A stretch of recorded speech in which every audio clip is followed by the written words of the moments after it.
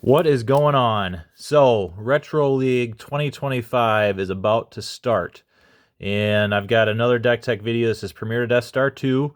I know I've done quite a few Premier to Death Star 2 videos, but there's so many decks that you can play in Premier to Death Star 2.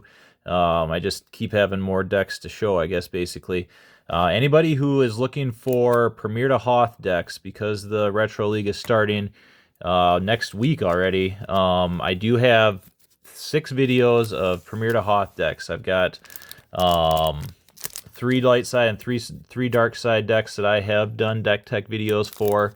Just go through my videos and look for those. They're not too far down. I think I put them all up a year ago. They're very good decks. My decks that I played last year in Premier to Hoth and the Retro League were all those decks that I showed on those videos, and I did go 5-1 last year in the Premier to Hoth and the Retro League, so they are good decks. Give them a shot. Let's open some. So again, let's open a couple packs here while we're Space Slug. Ugh. All right, not the rare I was looking for, but could be worse, I suppose. It's kind of cool. Be nice to have like a PSA 10 Space Slug, but this is not going to do it. You can see the edges already are just not PSA 10 quality, even fresh from the pack, which no big surprise there. So anyway, Retro League starting, like, there's a few days left to register. If anybody's watching this and wants to get into the Retro League, do it now. I'll put a link in the comments to the forum page that gives all the information on the Retro League, shows you where to sign up, what you got to do, and stuff like that. So it's also going to tell you the formats. I think the fourth from them, I think these are 4 uncommons, and then this is the rare, I think. But yeah, there's the 5 formats this year for the Retro League. Premier to Hoth, which is not new. We've done that. Very popular format. People love it. I love it. From then, it's going to be Premier to Cloud City Modified, which super fun format also. I'm glad we're doing that one again. I mean, actually, I love these 5 formats are probably the best 5 formats that I could have picked if I were the one doing the picking. So maybe I'm the only person that submitted a survey for it or something, and that's the only feedback they got. But the 5 formats are all formats that I love. Premier Cloud City is awesome. They're getting rid of the junky cards. The modified part is they will be banning some junky cards that are just basically no fun to play against, and kind of broken, which is one of the things that the Retro League is doing, and it's awesome. It makes these formats so much fun. And then we got Premier Death Star 2, kind of like the king of retro formats, the format that everybody loves. And then the 4th format is going to be the Classic No V, and that's when things are going to start to get interesting, because Classic No V is not a really popular format. It's not played a ton, but I mean, I absolutely love the format. I think it's super fun. What does Classic No V mean? It means that it's only cards from the original trilogy. So there's not going to be any Episode 1 cards. There's not going to be any virtual cards. Only cards from the original trilogy. So it's I don't know, it's super fun. I think a lot of people are going to be looking for deck ideas for that. I probably won't be able to give deck ideas, but I'll probably be able to let everybody know like what some things are to look out for, important cards and stuff like that. And then, sweet! I actually absolutely love this droid. If you watch my Premier to Hoth videos, yeah, I use this droid in one of my decks, and I absolutely love it. Sweet. I'm actually really happy with this rare. Cool. Okay. So yeah, then the final format is going to be Decipher cards only, which is one of my favorite formats. And this is going to be, I think it's going to be so much fun. It's not a format that sees a ton of play right now, but it is for the Retro League, it is modified. So they are, no Senate and no pod racing. So it's going to be Decipher cards only, no Senate and no pod racing. And when you take out Senate and pod racing from the Decipher cards only format, it is super fun. There's going to be, everything, the deck choices that people are going to have are going to be large and diverse. You're going to see things like Hunt Down and Destroy. Well, you're going to see Decipher only versions of Hunt Down and Destroy the Jedi, probably. You're going to see invasion decks. You might see some We Have a Plan decks. some of those episode 1 objectives. You might see some Bring 'Em Before Me decks. You might even see some like Echo Base Operation decks.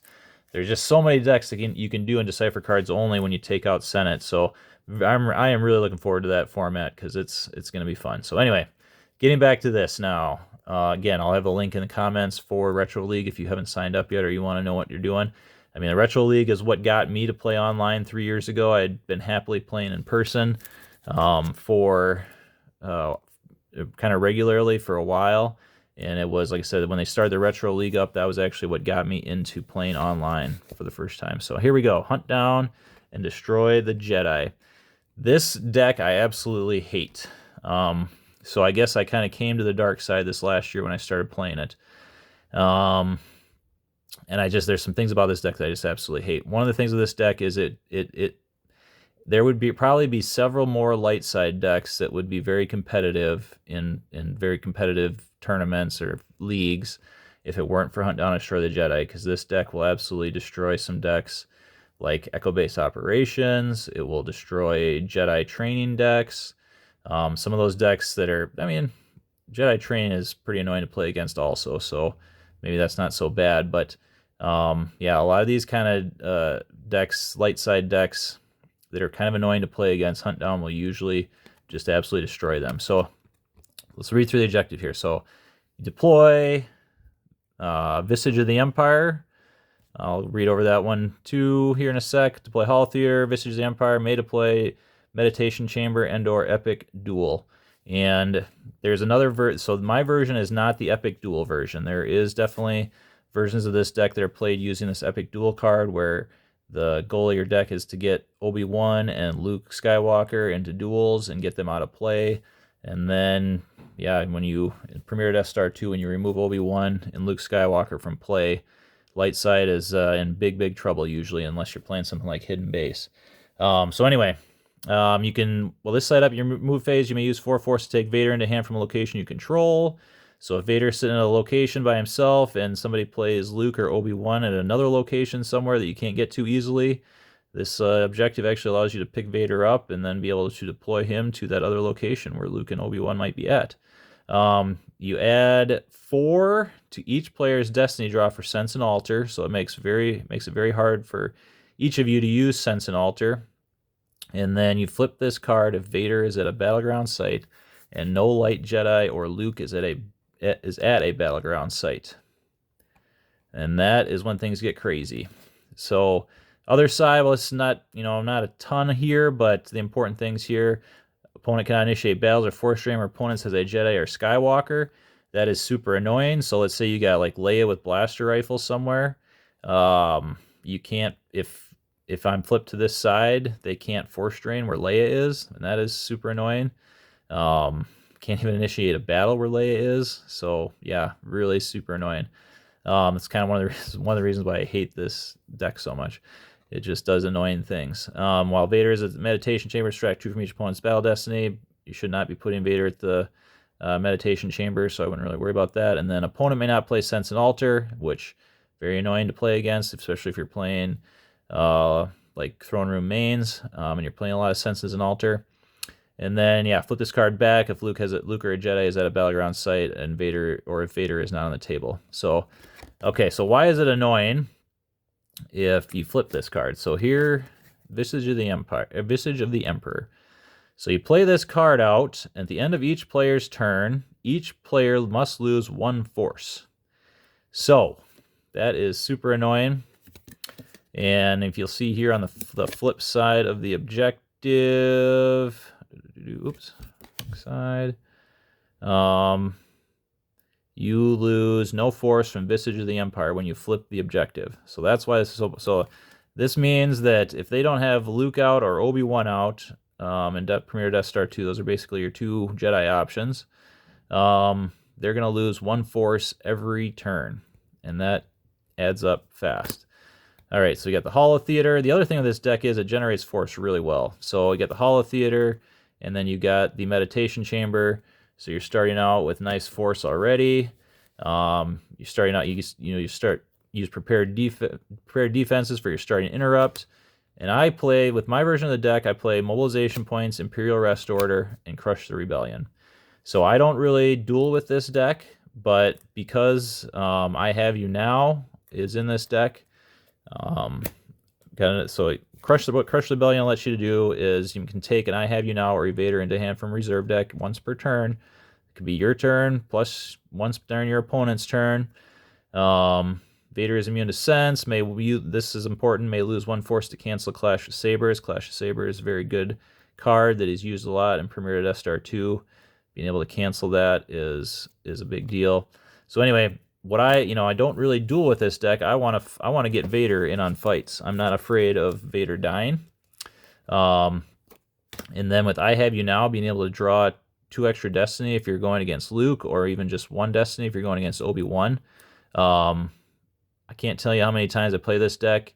You hit their Luke or their Obi-Wan with Lord Vader, and then you overflow them by like 5 to 10 force from your extra Destinies, and that hurts pretty bad, especially when you're already they're already losing 1 force every turn from Visage of the Empire or Visage of the Emperor. So that force loss just adds up really fast. Okay, so you got to have Vaders in here. So I've got the tank of the tanks of all Vaders, 5 Lord Vaders, and like I said, I am not scared of battling with Vader. I'm not scared of losing him. When he's armed with a lightsaber.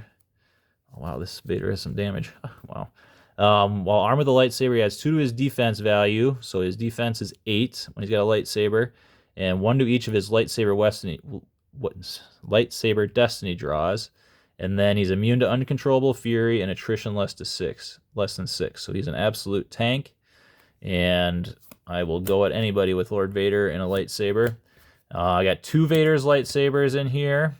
Then we've got to have Emperor Palpatine. So I have a pretty small character group in my version of this deck. So I've got 4 Emperor Palpatines. Emperor immune to attrition. Destiny number is 6, which is good. I like to battle with Emperor, so I try to get Emperor down pretty quick. Get that extra force generation. Get him at a docking bay. I mean, I'm not really scared of losing Emperor in a battle. Got Emperor's best buddy, Janus. Once per turn, you use 1 force to place a card from your hand at bottom use pile and draw a top card reserve deck. So you're able to place high Destinies back into your deck. Maybe you have 3 Emperors in your hand. Get those 6 Destinies back in your deck. And then along with that, when he's with Emperor, he adds 1 to your force drain at a battleground site. So like at those docking bays, get the Emperor and Janus out early. You're generating some extra force, and then you're force draining them for 2. And it's really not easy to battle into Emperor. So you got Simalu, who is also good with Emperor. When he's with the Emperor, adds 1 battle destiny, so I got 1 of him in there. And then we've got the best dark side spy in the game, 2 Mara Jades. She's just great, and because she's a spy, she's really great at going, when people get those docking bays out and try and hide a character there to generate some extra force. Mara Jade's great to go clear those kind of sites out. Got her lightsaber. I play an IG-88 with Riot Gun.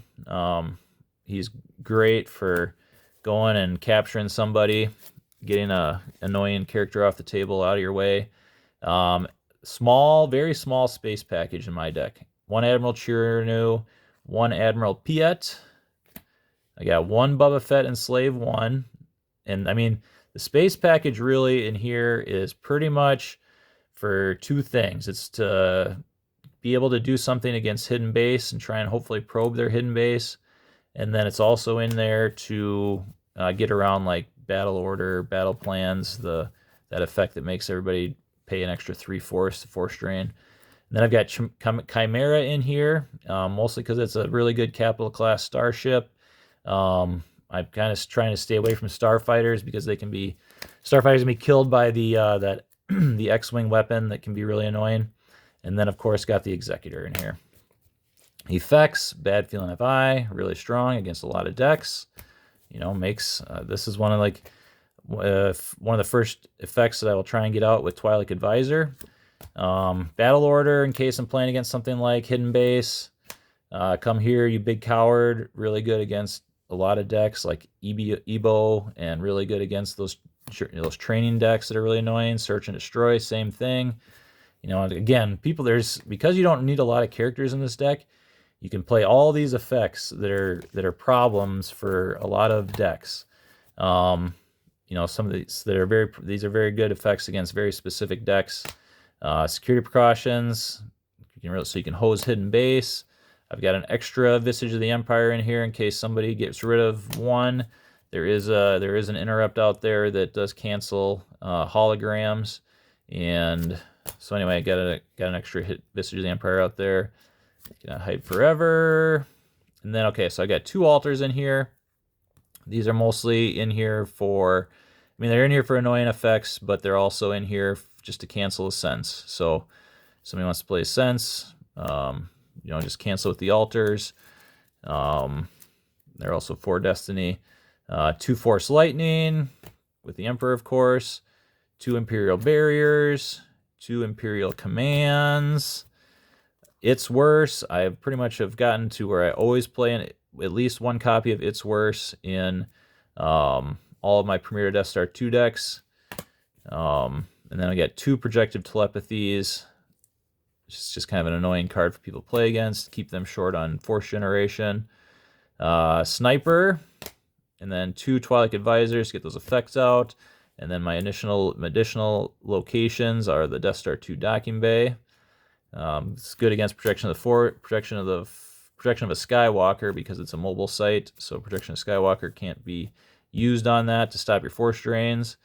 Endor landing platform, another docking bay, and it's really expensive for rebels to move to and from that docking bay. Executor docking bay, basically just for force generation, and then Kurita, which can be pulled by mobilization points. I mean, usually I will pull Kurita right away with mobilization points instead of getting Executor. And yeah, so here's my hunt down deck. It is a really good deck. I almost feel bad playing it, but it is a really, really good deck. So yeah, get on Gemp, give this deck a try, and you will probably beat some people. Hope it helps. Thanks for watching, and see you in the Retro League.